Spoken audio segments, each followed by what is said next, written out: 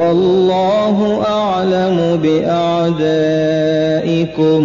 وكفى بالله وليا وكفى بالله نصيرا.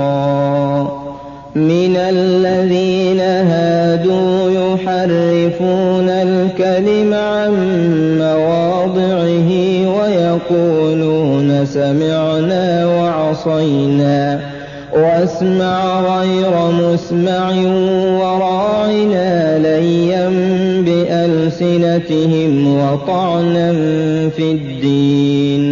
ولو أنهم قالوا سمعنا وأطعنا واسمع وانظرنا لكان خيرا لهم وأقوم، ولكن لعنهم الله بكفرهم فلا يؤمنون إلا قليلا.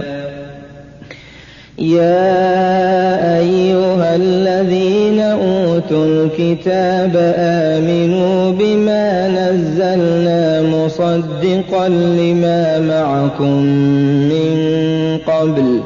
من قبل أن نطمس وجوها فنردها على أدبارها أو نلعنهم كما لعنا أصحاب السبت وكان أمر الله مفعولا.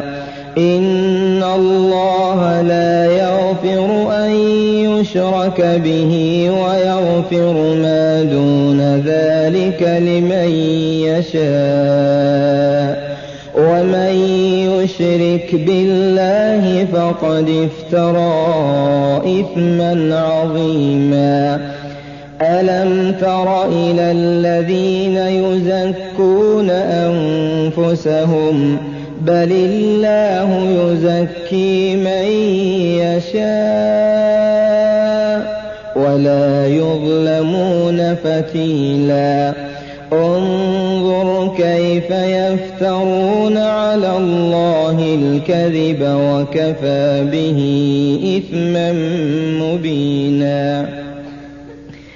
ألم تر إلى الذين أوتوا نصيبا من الكتاب يؤمنون بالجبت والطاغوت ويقولون للذين كفروا هؤلاء أهدى من الذين آمنوا سبيلا.